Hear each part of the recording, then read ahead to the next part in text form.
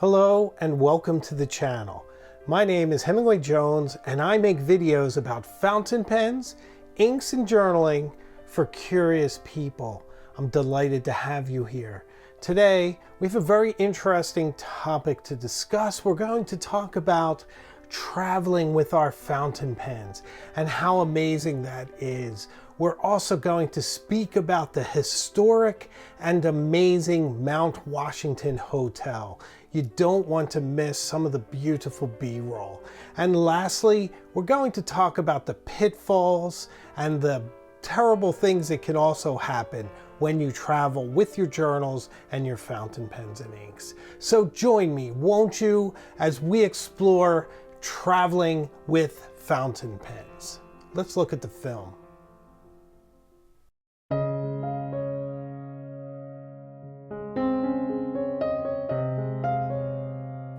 Fountain pens are wonderful on our desks, in our snugs, and in our offices.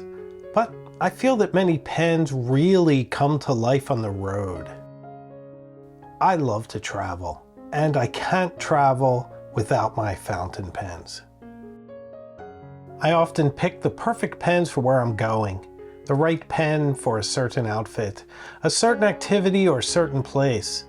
Other times, I just grab all of my darlings, because some pens I simply cannot leave at home. But how do I transport them when I travel? And what do I hold them in? Well, I'm using Galen Leather Company's Writer's Medic Bag in Crazy Horse Tan leather. This is the perfect case for my fountain pens, for whenever I hit the road. The leather is rich, and it even gets more interesting if you scratch it and then rub the scratch into the rest of the leather.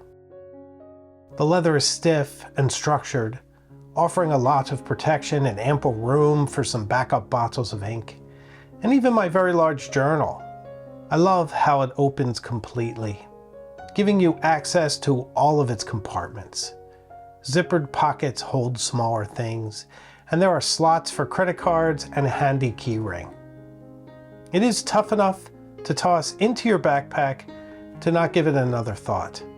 That is until you need it. It also has a strap, but I almost never carry it on its own. It's usually stowed in my luggage and carried along with the rest of my gear.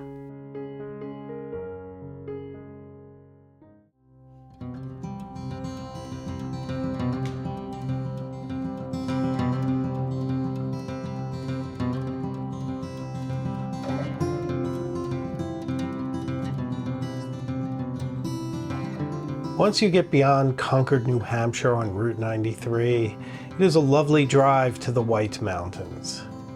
Lots of mountain passes, pine forests, and the beautiful hills and mountains rising beyond.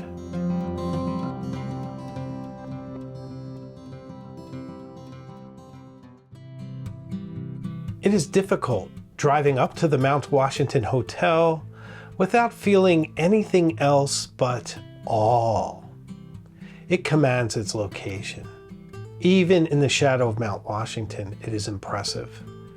Its white walls and red roofs and towers stand out in stark contrast from the verdant forest around it.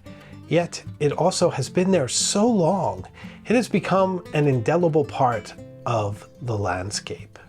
It is now known as the Omni Mount Washington Resort, but I've never heard it referred to that way. Everyone calls it the Mount Washington Hotel, as they always have.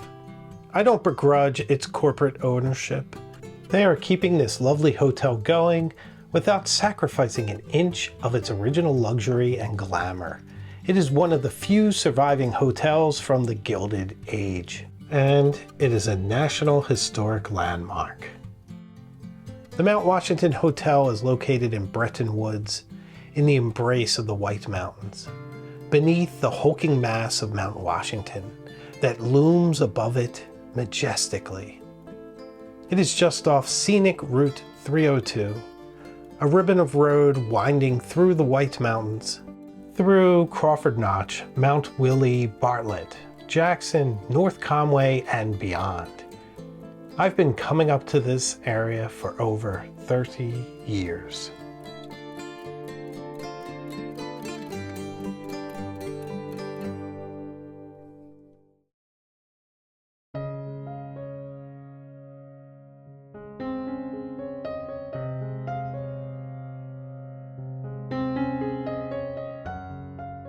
The first thing I do when I enter my room is to unpack.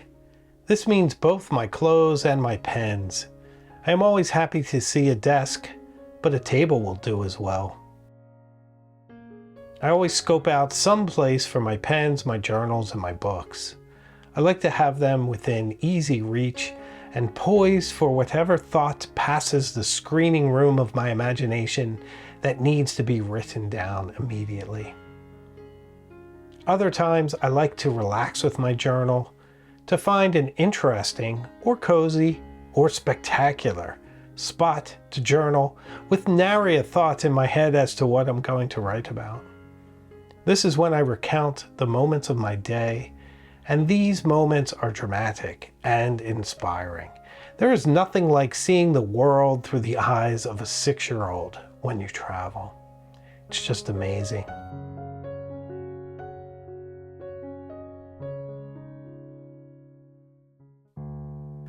So I brought a selection of pens for this travel adventure of ours, as I always do. And the perfect rugged pen is the Kaweco Brass Sport. So I left the bronze home, but it's great to be using this again, and I'm going to take it out into the wilderness today with us, which should be super fun. And I also brought the Pilot Vanishing Point, just a great around the hotel kind of jotter anytime we're sort of walking around and journaling. Super perfect for that. And I brought the Mont Blanc 149 because I just didn't want to leave it home. Like, I was packing and I just saw it and I was like, I'm gonna take it with me. Because sometimes you bring pens because it's almost like bringing your friends with you when you travel. So had to come with me. Then another robust pen, which you really don't think of it as such, is the Visconti Homo Sapiens Bronze Age. Very difficult to hurt this pen. It's gorgeous, it's beautiful. It's just fun to journal with, and I just didn't want to leave it home, so I brought it. Now here's an odd choice for traveling, but once again, I didn't want to leave the Pilot Custom 823 home. I've been doing a lot with this pen lately, and it's just such a perfect journaling pen. Absolutely brilliant to write with. And then the last one I brought on this trip, oh wait a second, no, there's two more. This one is the TWSBI Eco. And the reason I brought this is that I'm working on a video about how this is just the perfect be-all pen. And I wanted to bring it with me just to make sure of that. And then lastly, the Mont Blanc Egyptomania. It's not a travel pen, but I do have this lovely case. Terry gave it to me, thank you, Terry. And it just matches up perfectly, and I just love this case. So brilliant for these kind of travel adventures.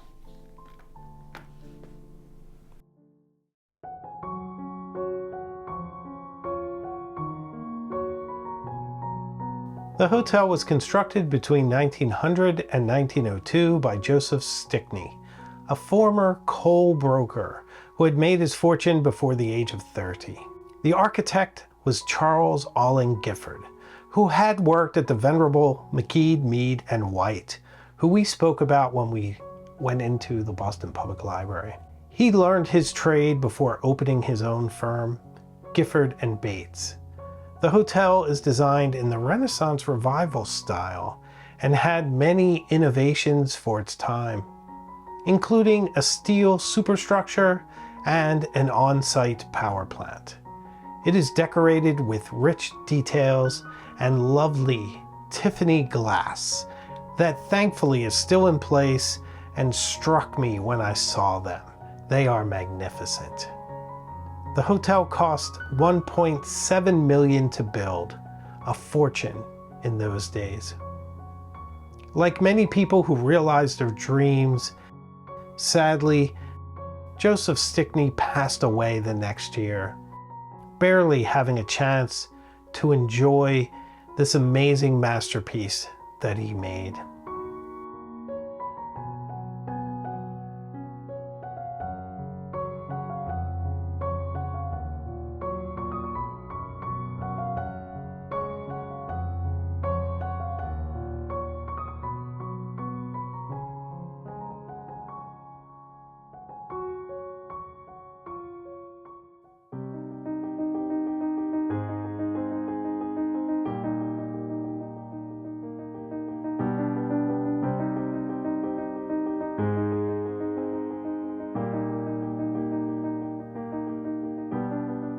When I travel, I always take time to write, to journal, to write my immediate impressions of the beauty around me. This is journaling as a leisure activity unto itself. On this trip, I watched the clouds drifting over the jagged spine of the mountains like a listless armada, and the reflections of them in the lake. And I watched my wife and daughter feed the ducks at the water's edge. The air has a unique quality in the White Mountains, cool and fragrant, with earth and pine, the breath of the slumbering behemoths all around me. There really is nothing quite like being in the mountains.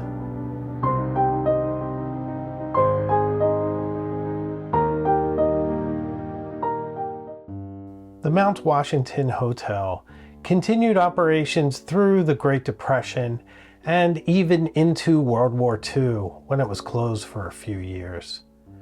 Then President Franklin Delano Roosevelt requested that the hotel host a conference that would be known as the Bretton Woods Conference. It established the International Monetary Fund and the World Bank.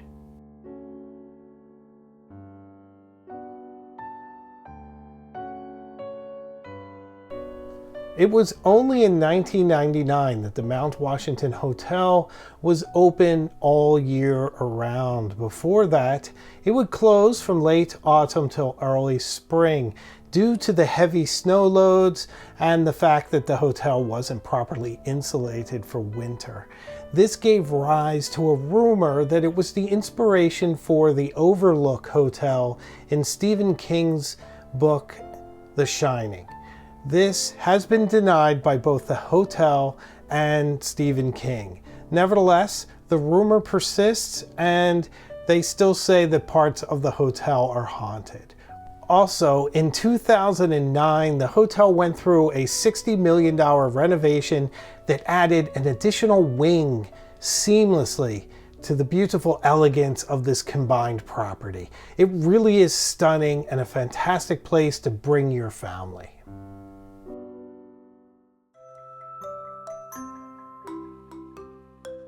My family and I had an amazing time at the Mount Washington Hotel. There are some places where you can tell its age, but to me that's part of the charm. It had amazing amenities, and I can say I've never seen the public spaces of a hotel be so utilized. There were always people sitting on the veranda, sitting in the hallways and the lobbies, just enjoying the beautiful spaces. I love that about the hotel. It just made it seem so inviting and so friendly. One place where it really excelled was the food. We had spectacular dinners, and my daughter found a new passion for filet mignon. I'm definitely in trouble for that. We also took advantage of both the indoor and outdoor pools, which were both amazing. All in all, I highly recommend staying in this hotel if you should find yourself in the White Mountains. And to be honest, if you do stay here, there really is no reason to leave it.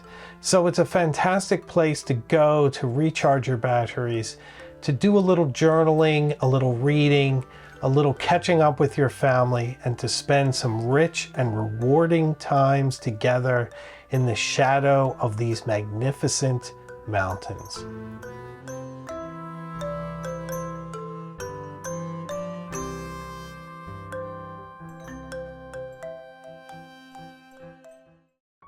Let's speak about some of the downsides of traveling with your fountain pens.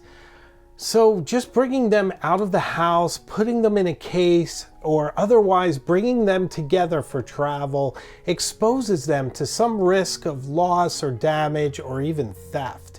So you definitely want to maintain control of them through whichever process it is that you're traveling. Also, another big risk is that you are jostling them around as you travel, and this is especially touchy for your vintage pens. I brought my Waterman 5 because I didn't want to leave it at home, and like a little child, it got car sick, and as soon as I took it out, it had regurgitated some ink all over the page of my journal. This can happen. I should have known better, but I was over exuberant. I grabbed that pen and that's what it did. Oh well, make a mistake, move on. But I feel bad for my little pen that had an upset stomach. The other thing that's an issue is that you don't necessarily have your cleaning supplies with you, and if ink gets all over the place, you're sort of limited to whatever is in your hotel room or bag. Another consideration is make sure your bag or your case doesn't get crushed. Our pens don't respond well to pressure, and you wouldn't want one of your pens to be broken because you took it on a journey with you. So be very careful not to stack your luggage or otherwise apply pressure that can destroy one of your delicate and beautiful pens. Another consideration is to keep your pens clear from any extreme temperature. And there's quite a few extreme temperatures out there these days. So think about ebonite, celluloid, plastic, metal.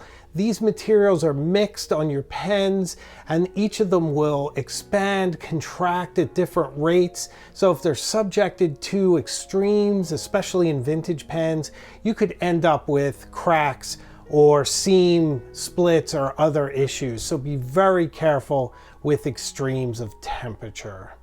Also, UV light. Make sure you keep them out of direct sunlight if they have a delicate finish, and it's just good practice. I think you'd be fine with a Lamy Safari, but a really nice finished pen could fade, and that would be sad. So just keep your pens close to you, under your control at all times, and you'll be able to take them with you on the road for whatever fantastic adventure you have planned. But you want to do it safely and with some good planning and common sense.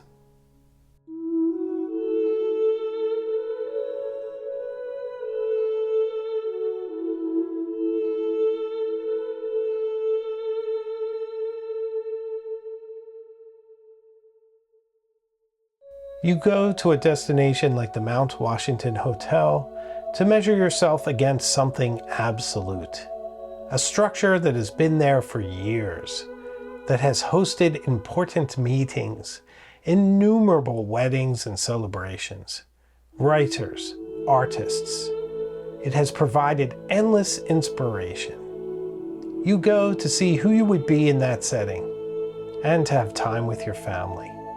To see the beauty of your wife among the columns, the joy in your daughter's eyes watching the cog railway ascend the broad spine of Mount Washington, the tallest of the presidential range.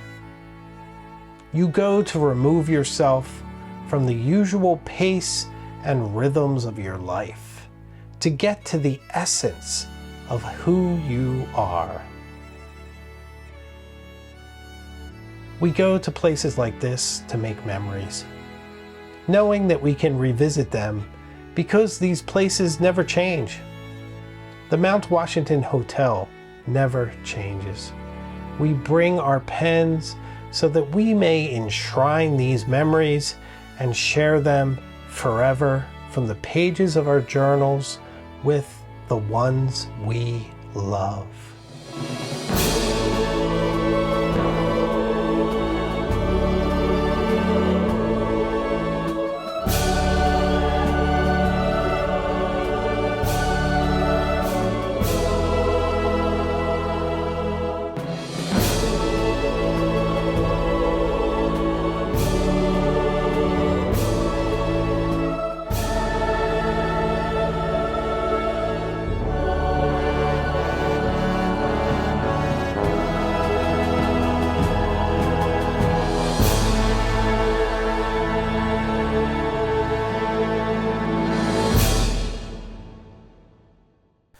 So, what do you think about traveling with your fountain pens? Is this a good guide for you? Do you have some suggestions as well? Please leave them in the comments so that other people can learn from them. Also, what do you think of the Mount Washington Hotel in the White Mountains? Absolutely stunning, right? I hope you enjoyed the footage. Well, thank you so much for watching this video. If you've reached this point and you haven't subscribed, I would appreciate it if you did. I'd love to have you along on this journey with us. And if you want to get even more involved with this channel, membership is available. I'd love to have you as a member, so consider it. I release new videos each week, and I have a live show every Tuesday night at 8 p.m. So I promise we will see each other again very soon, further up the road.